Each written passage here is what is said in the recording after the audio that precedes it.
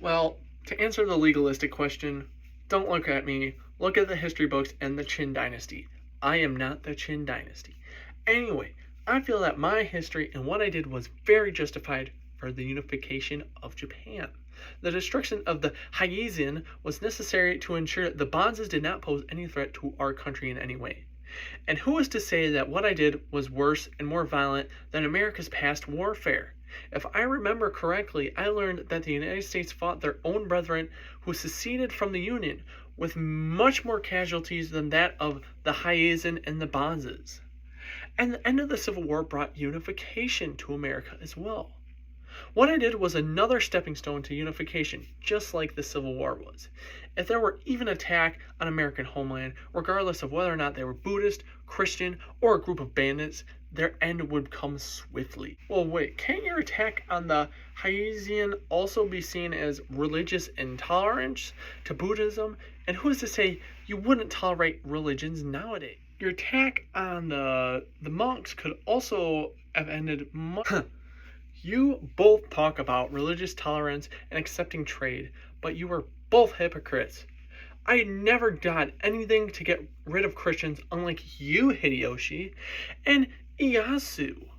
Trading of gold was simply not in my favor, something you brought up with trade. As you can also see, both of my adversaries would be very weak and not use war when it is inevitable.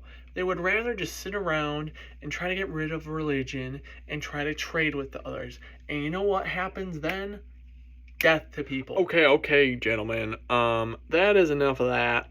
Before we spiral into an argument, we need to finish the debate here. Sorry. Grey's Anatomy is on after this, and CBS and ABC and all of them are chewing on us that we're taking up too much time, so sadly we will need to cut it a little bit short.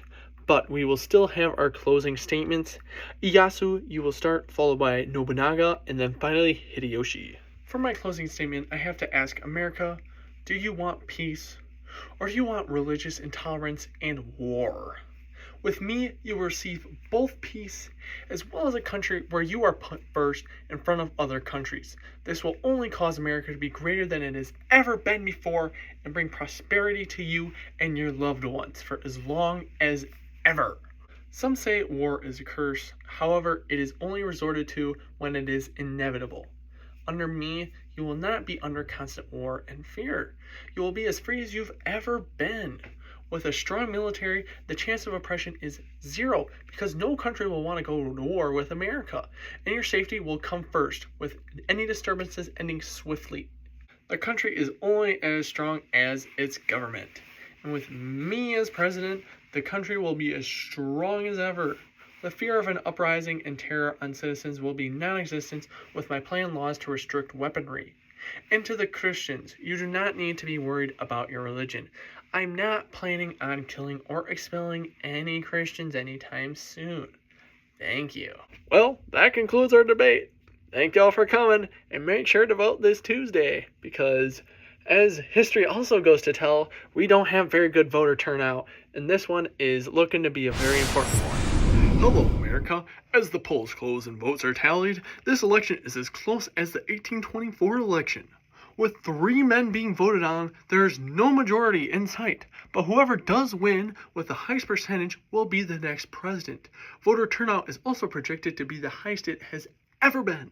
Hello, Americans. The polls have closed, and you have responded to who you want to be the next president of the United States of America. And the winner tonight is none other than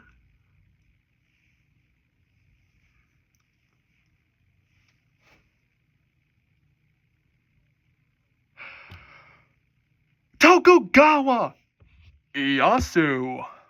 While all of the Unifiers had very strong agreements, and while some may have thought that they were a little backwards and this whole presidential election was just a joke in a way because we were bringing back people from the dead, that didn't matter because the public's view of Ieyasu America's first policies was the ultimate decider.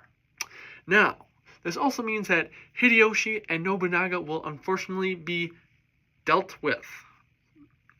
Let your mind wander about that one, folks. We're not going to say it live, but I think you can figure that one out. We look forward to seeing Ieyasu as president this next January, and hopefully he puts America first as he says he would. Thank you, and as always, good night, America. Sleep tight. Don't let the bed bugs bite, because that would be bad.